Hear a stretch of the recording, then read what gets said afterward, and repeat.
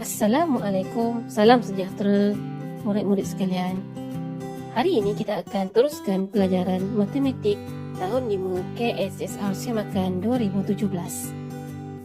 Topik yang akan kita belajar pada hari ini ialah pola nombor.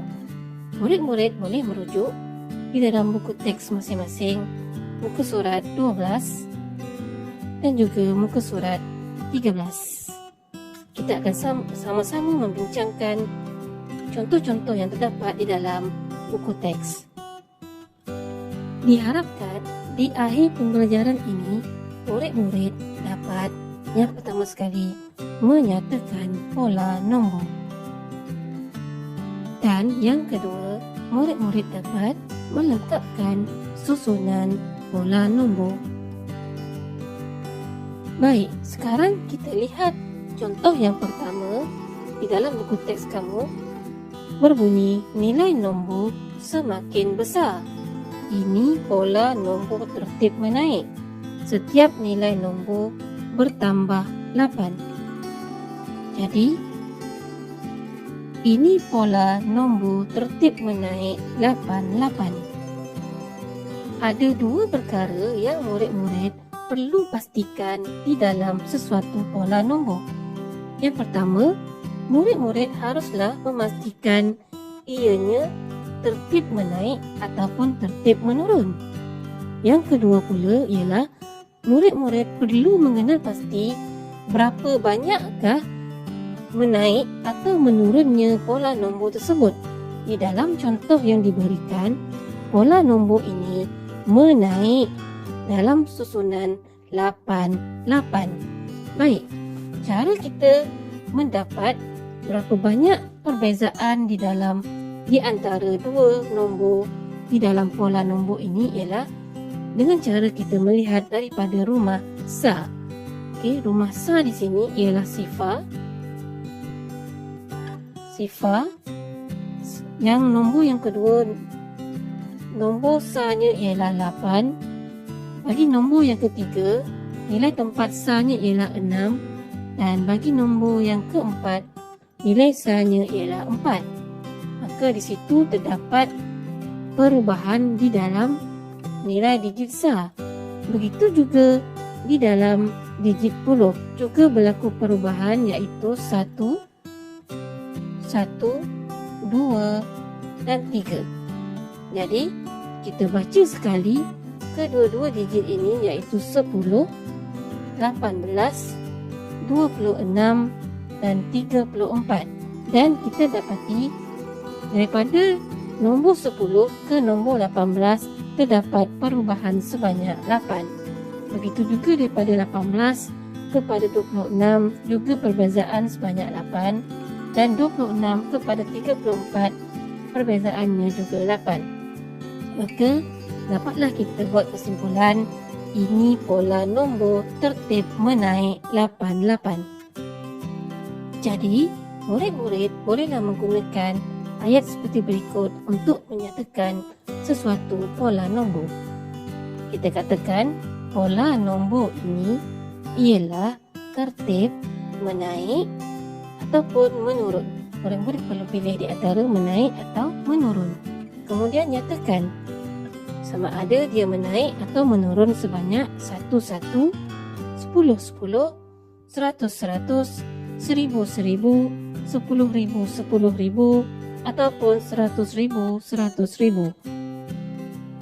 Begitu juga sekiranya apabila murid-murid dapati kenaikannya di bawah 10, 10 sebagai contoh sebanyak 2. Jadi katakan pola nombor ini ialah tertib menaik atau menurun 2, 2 ataupun 3, 3, 4, 4 sehinggalah 9, 9. Faham ya murid-murid? Baik, kita teruskan dengan contoh yang berikut. Contoh seterusnya, daripada senarai nombor-nombor yang ada di dalam contoh B, dikatakan ini pola nombor tertib menaik. Digit ratus ribu bertambah 100,000. Pola nombor di atas ialah tertib menaik 100,000, 100,000. Baik, perkara pertama yang perlu kamu buat ialah kamu hendaklah mengenal pasti sama ada setiap nilai tempat mempunyai perbezaan ataupun tidak di dalam digit-digitnya. Sebagai contoh, lihat kepada digit sah. Kita mula dengan sah. Kita perhatikan digit sah bagi setiap digit di dalam susunan nombor. Kita dapati bahawa digit yang sama iaitu 5. Jadi tiada apa-apa perubahan di dalam digit sah. Kemudian kita beralih ke digit puluh pun sama. Setiap digit adalah sama iaitu sifar, tiada perubahan. Untuk digit ratus semuanya 4, tiada perubahan. Untuk digit ribu semuanya 3, tiada perubahan. Untuk digit puluh ribu juga sama, kesemuanya ialah sifar, tiada perubahan. Untuk digit ratus ribu kita dapati ada perubahan iaitu 5 menjadi 6, 7, 8, 9. 5, 6, 7, 8, 9 ialah tertib apa murid-murid? Ya, ia ialah tertib menaik. Okey. Jadi kita katakan pola nombor ini ialah tertib menaik. Kemudian kita lihat sebanyak manakah menaiknya pola nombor ini, iaitu ianya berlaku di dalam rumah ratus ribu, maka kenaikannya ialah sebanyak 100,000 kerana 5 ke 6 sebenarnya ialah 500,000 kepada 600,000. Berlaku kenaikan sebanyak 100,000. Maka kita boleh katakan bahawa pola nombor ini ialah tertib menaik 100,000. Begitu mudah kan murid-murid? Contoh yang seterusnya iaitu contoh C. Kita dikehendaki menyatakan pola nombor bagi susunan nombor di atas. Akan tetapi susunan nombor ini tidak lengkap kerana terdapat 2 tempat kosong yang perlu kamu isi. Jadi saya akan tunjukkan bagaimana kamu mengisi tempat kosong dan juga bagaimana kamu menyatakan pola nombor ini. Pertama sekali kamu hendaklah melihat pola nombor ini mengikut arah anak panah. Maksudnya ianya bermula di sini dan akan berakhir di sini. Maka saya lebih suka salin semula seperti contoh di bawah. Baik, tugas kamu yang pertama ialah mengenal pasti perbezaan bermula dengan nilai tempat sah. Di dalam nilai tempat sah, kamu dapati hampir kesemuanya kecuali yang di ruang kosong ialah digit 9. Maka boleh dikatakan tiada perubahan dalam nilai tempat sah.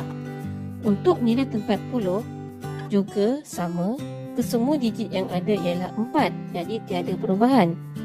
Untuk nilai ratus juga sama, iaitu kesemua digit ialah sifar, tiada perubahan. Untuk nilai tempat ribu, kita dapati ada perubahan iaitu 7, 8, 9 dan 1. Jadi 7, 8, 9 ialah polanya menaik. Jadi pola kita sudah tahu iaitu pola menaik. Kemudian untuk nilai tempat 10,000, 2, 2, 2 dan 3. Maka ada juga perubahan tetapi sedikit perubahannya. Jadi kemudian untuk nilai ratus ribu pula, kesemua digit ialah 1. Jadi terdapat dua nilai tempat yang ada perubahan iaitu puluh ribu dan juga ribu. Jadi bagaimana kita menyelesaikan masalah ini? Jadi kita perlulah memilih nilai tempat yang paling banyak mengalami perubahan di antara puluh ribu dan ribu. Kita dapati nilai tempat ribu lah yang paling kerap berubah. Jadi kita katakan perubahannya berlaku 1000. Jadi tugas kita yang seterusnya ialah melengkapkan pola nombor ini. cara membacanya bagi digit yang terdapat dua digit yang mengalami perubahan ialah kita baca bersama-sama, iaitu 27, 28, 29, sudah pastilah 30, 31 dan 32. Manakala lain-lain digit ialah sama. 1,49, 1,49. Jadi kita telah pun melengkapkan pola nombor ini. Dan boleh dinyatakan pola nombor ini ialah tertib menaik 1000. Baik, kita lihat contoh 3A. Perhatikan susunan nombor-nombor ini, iaitu kita dapati terdapat perubahan di dalam digit sa dan puluh yang ditandakan dengan warna kuning. 84 menjadi 80, menjadi 76, menjadi 72 dan menjadi 68. Nilainya semakin membesar atau semakin mengecil murid-murid? Ya, nilai nombor semakin kecil. Jadi apabila nilai semakin kecil, ini ialah pola nombor tertib menurun. Sebanyak manakah turunnya nombor ini? Kita lihat daripada 84 kepada 80 berlaku pengurangan sebanyak 4. Begitu juga daripada 80 kepada 76 berlaku pengurangan sebanyak 4 dan juga kepada kesemua nombor-nombor yang lain mengalami perubahan sebanyak 4. Jadi bolehlah dikatakan bahawa pola nombor ini ialah tertib menurun 4. Soalan seterusnya, apakah pola nombor tertib menurun ini? Baik, inilah nombor yang diberi. Jadi saya akan senaraikan di bawah. Seperti biasa, kita mula memeriksa perubahan bermula dengan nilai tempat sa. Nilai tempat sa mengandungi digit sifar, maka tiada perubahan pada nilai tempat sa. 10 kesemuanya ialah digit 5, tiada perubahan. Ratus semuanya ialah 4, tiada perubahan. Ribu digitnya ialah 7, 6, 5, 4, 3, 2, iaitu di dalam tertib menurun. Di dalam 10,000 digit 2 jadi tiada perubahan. Untuk ribu ada perubahan, dan juga untuk ratus ribu semua digitnya ialah sama, tiada perubahan. Maka kita dapati 7, 6, 5, 4, 3, 2 polanya ialah menurun 1000. Jadi kita boleh katakan pola nombor ini ialah tertib menurun 1000.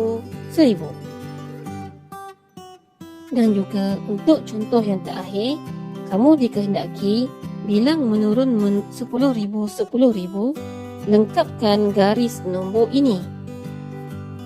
Jadi untuk melengkapkan soalan ini, kita boleh menjawabnya dengan cara melihat setiap digit bermula daripada sa.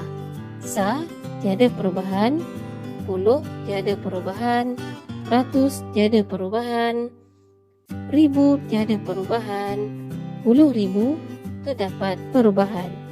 Okey, 8, 7, 6, 5 diikuti dengan 4 dan 3. Begitu juga dengan digit ratus ribu. Seeloknya kita membaca sebagai 88, 87, 86, 85, 84, 83. Okey, dan diikuti dengan nombor yang sama bagi digit ribu, ratus, puluh dan sa.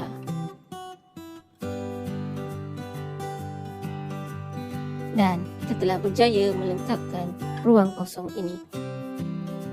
Diharapkan penerangan cikgu mengenai tajuk pola nombor ini dapat membantu kamu memahami topik ini dengan lebih baik. Semoga berjaya dan jumpa lagi. Bye-bye.